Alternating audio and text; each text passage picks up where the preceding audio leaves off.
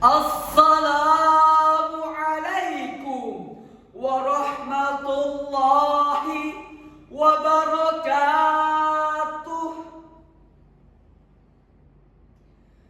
Bismillahirrahmanirrahim. Alhamdulillahi rabbil alamin. Assalatu wassalamu ala asrafil anbiya'i wal mursalin Sayyidina wa nabiyina Muhammadin wa ala alihi wa sahbihi wa barik wa sallim ajma'in. Amma ba'd. Dewan Hakim yang arif lagi bijaksana, calon raja dan ratu surga yang berbahagia, Profesor Dr. Amir Durbin MA dalam sebuah artikel yang berjudul Keadilan Sosial dan Ekonomi dalam Perspektif Ekonomi Islam mengatakan salah satu dimensi krisis yang sangat dirasakan dan mengancam kelangsungan hidup berbangsa dan bernegara dewasa ini adalah krisis di bidang ekonomi. Adapun faktor penyebab terjadinya krisis ini antara lain terjadinya berbagai kezaliman, ketidakadilan, tidak kuatnya fondasi ekonomi yang diletakkan, dan keliru dalam menerapkan sistem ekonomi. Apabila krisis ini tidak cepat diakhiri dengan melahirkan solusi yang sistematik, tepat, dan signifikan, maka sudah barang tentu bangsa ini akan memikul dosa kolektif yang secara bertahap tapi pasti akan menghancurkan sendi-sendi kehidupan berbangsa dan bernegara. Dengan demikian, Islamic economy is solution to the problem to create social and economical justice. ekonomi Islam adalah solusi terhadap berbagai krisis demi terwujudnya keadilan sosial dan ekonomi. untuk itulah dalam kesempatan yang berbahagia ini kami akan menyampaikan syarahan yang berjudul Penerapan Prinsip-Prinsip Ekonomi Islam untuk mewujudkan kesejahteraan dan keadilan masyarakat. Syarahan ini kami mulai dari apa yang telah difirmankan oleh Allah Subhanahu wa Ta'ala dalam Al-Quran Surah An-Nisa ayat 9, sebagaimana yang akan dibacakan oleh qari kita berikut ini. A'udzu billahi minasy syaithanir rajim.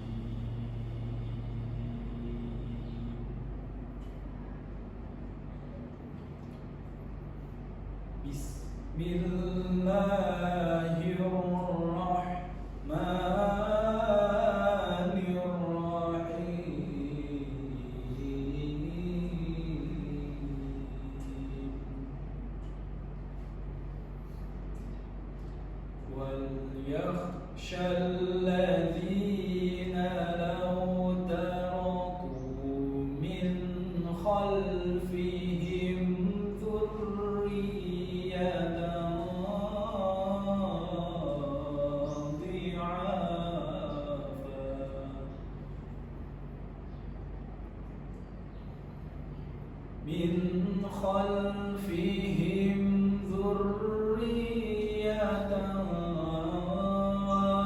ضِعَافًا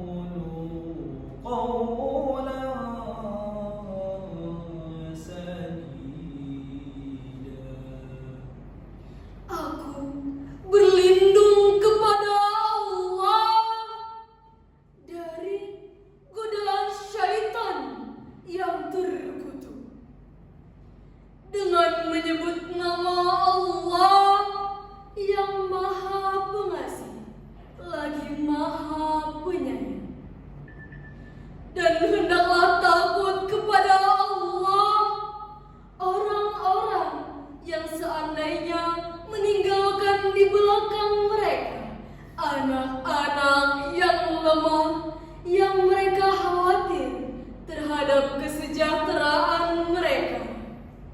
Oleh sebab itu, hendaklah mereka bertakwa kepada Allah dan hendaklah mereka mengucapkan perkataan yang benar.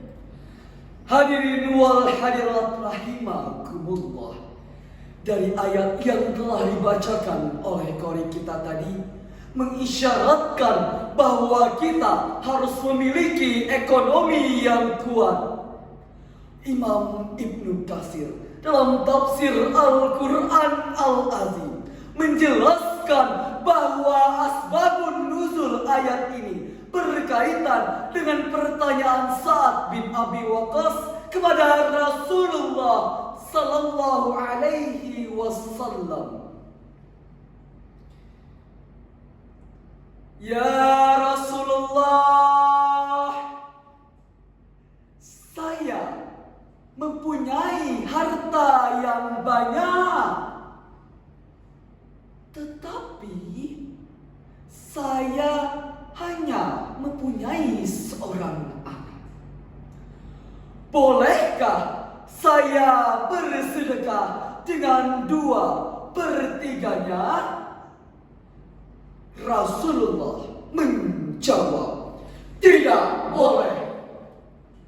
Bolehkah saya bersedekah dengan 1/2-nya?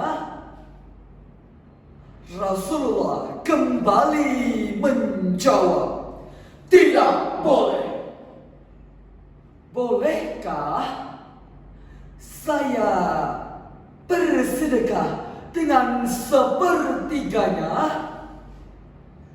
Rasulullah kembali menjawab, 1/3 itu pun masih terlalu banyak.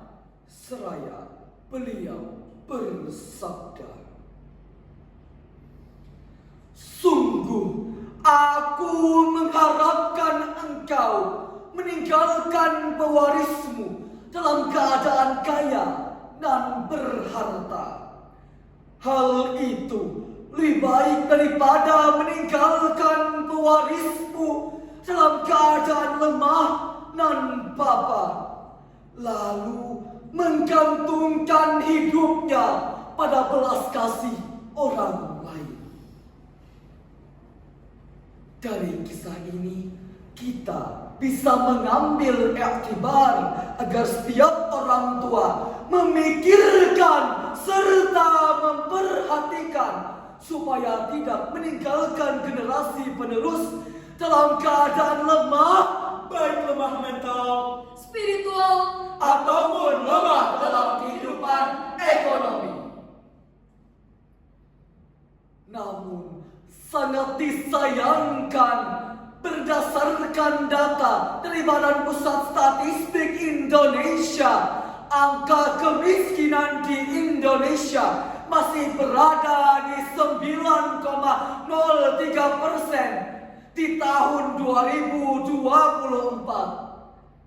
Hal ini setara dengan 25,22 juta penduduk Indonesia. Melalui Al-Quranul Karim, Allah Subhanahu wa Ta'ala menjelaskan kepada kita tentang ekonomi Islam itu. Hal ini tercantum dalam Quran surah An-Nisa ayat 29 sebagaimana yang akan dibacakan oleh qori kita berikut ini.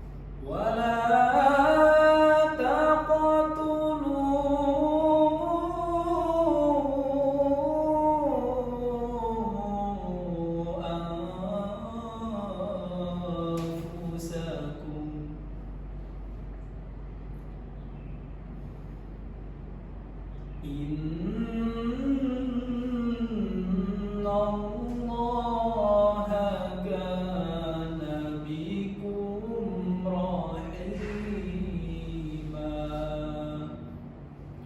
Shadaqallahul azim. Hai orang-orang yang beriman, janganlah kamu saling memakan harta sesamamu dengan jalan yang batil, kecuali dengan jalan perniagaan yang berlaku suka sama suka di antara kamu. Dan janganlah kamu membunuh dirimu.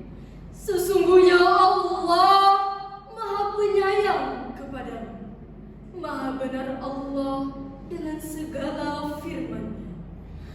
Hadirin wal hadirat rahimakumullah. Ayat tersebut memberikan gambaran kepada kita tentang ekonomi Islam dalam bentuk perdagangan dengan etikanya. Syekh Mustafa Al-Maraghi dalam tafsir Al-Maraghi menjelaskan bahwa halalnya perniagaan berdasarkan adanya saling meridhoi antara pembeli Dan penjual Sebaliknya, segala bentuk penipuan, pendustaan dan pemalsuan barang merupakan sikap yang diharamkan oleh Allah Subhanahu wa Ta'ala. Selain itu, ayat tadi menghimbau agar setiap muslim berhati-hati sekaligus menjauhi agar tidak memakan harta dengan menghisap darah orang lain, melakukan riba, meraih keuntungan di atas kerugian orang lain. Sikap tersebut diharamkan oleh Allah Subhanahu wa Ta'ala. Dengan demikian, masyarakat yang dulunya miskin akan mampu bangkit dari keterpurukannya karena dibantu oleh orang kaya. Saat sekarang ini, kita sudah memiliki bank syariah yang mengembangkan prinsip mudharabah, murabahah, dan musyarakah berdasarkan Komite Nasional Ekonomi dan Keuangan Syariah. Terdapat 189 bank syariah yang terdiri dari 14 bank umum syariah, 20 unit usaha syariah, dan 164 bank pembiayaan rakyat syariah.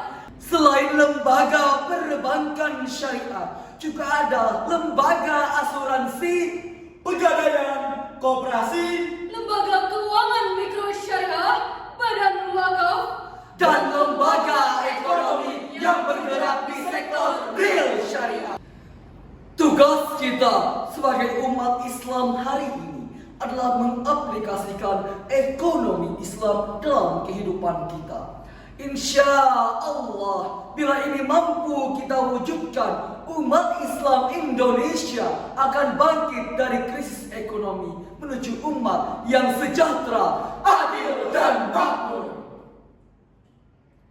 Rasulullah Sallallahu Alaihi Wasallam bersabda, Siapa saja yang mempunyai harta, bersedekahlah dengan hartanya. siapa saja yang mempunyai kekuasaan, bersedekahlah dengan kekuasaannya. siapa saja yang mempunyai ilmu, bersedekahlah dengan ilmunya. Berdasarkan uraian ini, sampailah kita kepada kesimpulan, umat Islam di negeri ini akan maju bila mengaplikasikan prinsip-prinsip ekonomi Islam di tengah-tengah kehidupannya. Untuk itu, marilah kita bersama-sama dalam mengembangkan prinsip ekonomi Islam di negeri yang kita cintai ini untuk mewujudkan kesejahteraan dan keadilan masyarakat. Ya Rabbi bil Mustafa balligh maqasidana waghfir lana ma madaya wasi'al karami. Dalam bisnis yang halal, jujur dan aman, tinggalkan riba haram, raih berkah ilah. Zakat dan sedekah, bersihkan hartamu agar berkah rezeki dunia akhiratmu. Ya Rasulullah, salamun alaik, ya Rafi'a syami wa taraji. Demikianlah syarahan kami pada kesempatan yang berbahagia ini. Semoga Allah Subhanahu wa Ta'ala senantiasa memberikan kita kekuatan untuk membangun ekonomi umat secara Islami. Terima kasih atas segala perhatian. Mohon maaf atas segala kekurangan. Wabillahi taufik wal hidayah, waridho wal inayah. Summa salam.